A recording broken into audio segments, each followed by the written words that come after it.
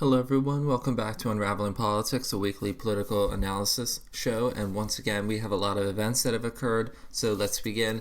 The tariffs that I talked about in the last episode has been paused for 90 days, some of them anyway, as I will explain more later, but let me just say it was another rockety week on Wall Street.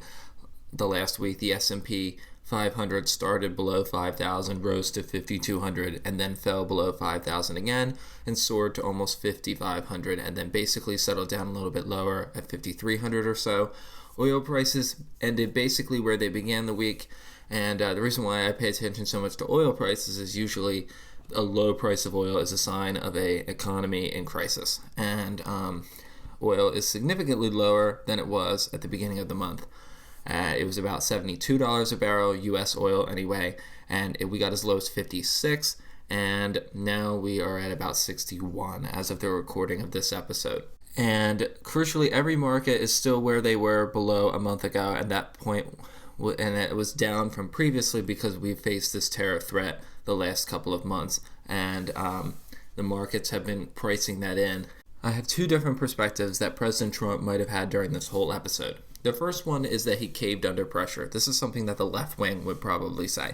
I don't necessarily buy this one, knowing President Trump. It could make sense, so let me explain.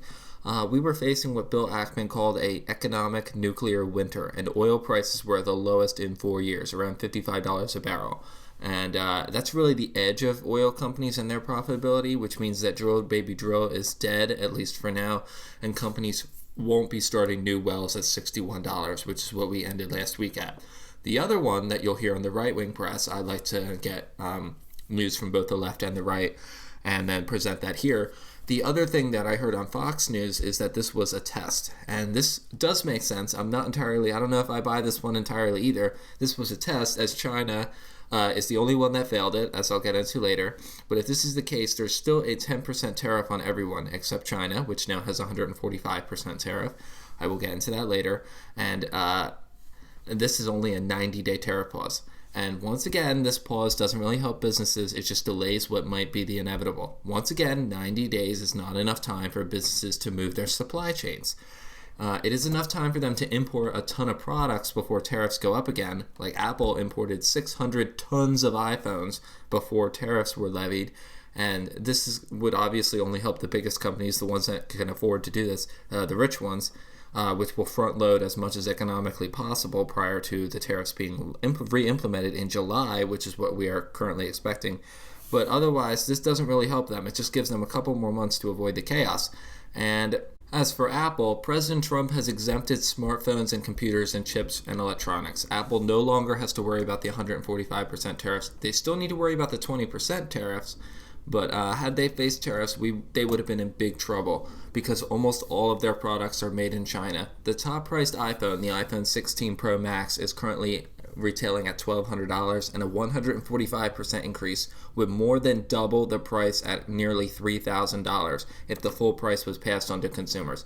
Needless to say, there's basically nobody buying $3,000 iPhones. At that point, iPhones would just be a rich people thing. So this would have really hurt them. And because of the 10% tariff, I'm still expecting a recession, and their tariffs are still 20% on China. The White House is saying that 15 offers of trade deals have already been made, or they're already on the table, and that 70 countries have already called. They haven't said what those countries are.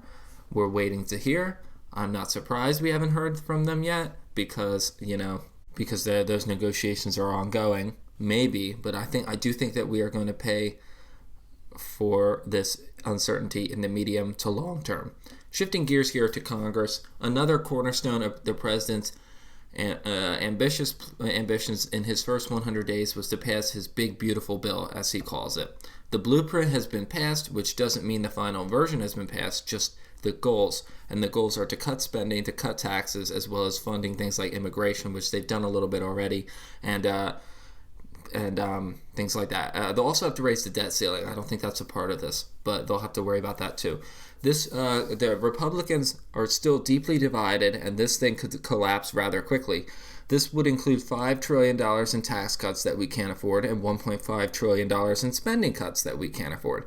This differs from the Senate's package, which only included a couple billion in spending cuts. If I remember right, these cuts were supposed to be passed within the first 100 days, which we are approaching the end of.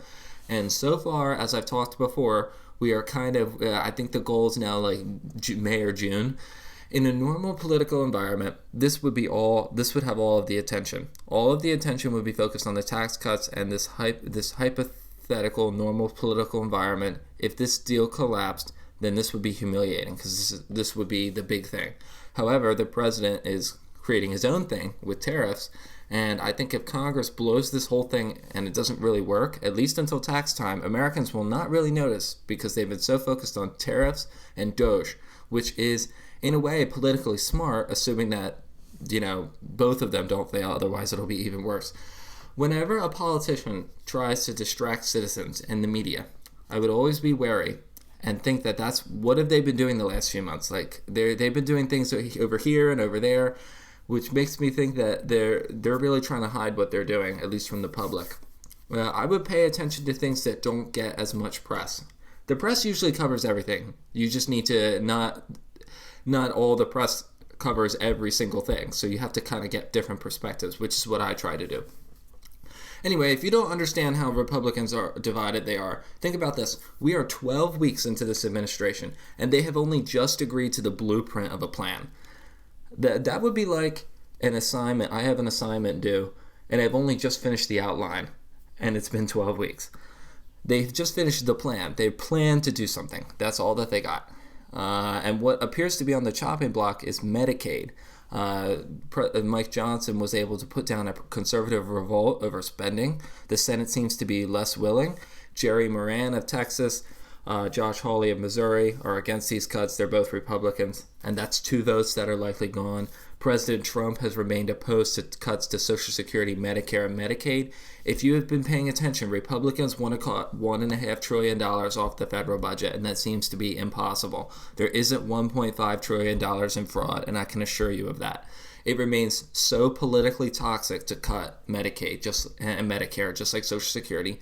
Susan Collins, Lisa Murkowski, and Jim Justice, for example, those are another 3 Republican senators. They all live in states where Medicaid is super important, so I don't see them cutting this. Really, Medicaid is important in every state, but it's usually the poorer Republican ones that rely on Medicaid the most. So if you're confused, you're probably like, okay, Robert, what does this all mean? Well, needless to say, if there's anyone out there on Medicaid who's listening to this, I think it's safe to say that you're good, at least for now. Does this mean the size of government is going to be cut? Probably not. This has always been the challenge of conservatives, is that they want many Americans want to cut the size of government, but they don't want to cut any of the programs. And the government is basically just the programs. Everyone wants a balanced budget, but nobody wants to make the sacrifices and cuts in certain areas. People support cuts in general. I could probably go out on the street and say, do you think our government is too big? And many of them would say yes. Do you support cuts? Yes, I support cuts. But if I say, well, what if we cut this program? They're like, oh, no, we can't do that. Do I think we need a more balanced budget? As I was saying, yes, absolutely, we do. Spending cuts are probably a good idea. But usually, if you're operating your household budget, you take out all the fixed costs and you say, okay, what are the biggest items that I can cut back on? You don't start on the smallest items, you start on the biggest items. And those would be Social Security, Medicare, Medicaid, and defense. Those are the biggest items. The only other one is interest on the debt, which we can't control. That's locked. So we do need to look at these programs, I will say. But I have to say how we're doing it is definitely not the way I would do it. No one likes paying taxes, me included. But at the same time, we have the lowest tax burden, really one of the lowest in the world. And the only way to generate more growth the only way to generate more revenue with lower taxes is faster economic growth, which we are not on the path toward. Asian and European countries have much higher taxes than we do, and yet we still want lower taxes. The interest rate on government bonds has also been rising, which means that borrowing costs are getting more and more expensive, which means we have to take out more debt just to pay down the current debt. It began to rise last week, the government yields, which is the cost of borrowing money, and the dollar has also taken quite a hit, which means that it will be harder to buy goods from abroad, not a situation that we want to be in. As for President Trump, immigration remains the only issue that he has a positive approval rating on, as this has been the only issue that really hasn't been in the news as much, and perhaps Americans still actually support. Although it has been coming out more and more that extreme measures are being taken, and they're being considered. For example, Caroline Leavitt, the White House press secretary, has reported the White House is considering how they could deport U.S. citizens to El Salvador, which we have deported migrants to. The White House press secretary said, quote, "The president's idea for American citizens to potentially be deported, these would be heinous, violent criminals who have broken our nation's laws repeatedly. These are violent repeat offenders on American streets. The president has said if it is legal, if there is a legal pathway to do that, he's not sure. We are not sure if there is. It's an idea that he has simply floated and has discussed very publicly in the effort of transparency," unquote. I'm pretty sure that deporting U.S. citizens would not be legal. The only way that I think you could potentially do this would be if you get them to voluntarily go to El Salvador, which I don't think anybody would voluntarily want to go to El Salvador, to a prison there. You might be able to get them to go there in exchange for a shorter sentence. So, for example, you could say, okay, here's our offer. We're going to deport you to El Salvador, and you will get, instead of being in prison for 20 years, you'll be there for 10 years. And if they agree to that, then that might work. I don't know, but that's just an idea. Do I think this is a good idea? No. We should not be deporting anybody to El Salvador. Well, deporting any U.S. citizens anyway. I have a feeling that, legal or not, they're going to try to do this anyway. If they haven't held back so far, and I don't see why they would stop now. If I had to guess, eventually the president's approval rating will turn negative on this issue too. However, this is actually a bit of a bright spot for the president. 41% of Americans still believe that we are headed in the right direction. This is actually a high. Being in the low 40s in terms of right direction is actually very impressive. It's not something that we get to very often. The last time we were this high was during the first few months of President Biden's administration. It's actually the same levels as it was about May of 2021, which after that it took a turn for the worse, which will probably happen here. But needless to say, that is still a good sign for the president, at least for now. The trends right now are not good. So I would urge him, if I was a political advisor, to cool it a bit, but I don't think that will happen. With all this in mind, I still expect President Trump's approval rating to fall this spring and summer and bottom out in the fall and winter. It's going to get lower. Everybody who could be swayed will be swayed against him. And then after that, the base will continue to support him, just like President Biden's base and just like President Trump's base in his first term. But after that, it's probably going to stay the same until we get to the midterms. What I'm interested here, I think is interesting, is the crossover. That would be like when the approval rating was lower than the disapproval rating. President Trump's crossover the first time was like 2 days after he entered office. This time it happened back in March. President Biden's crossover was in August.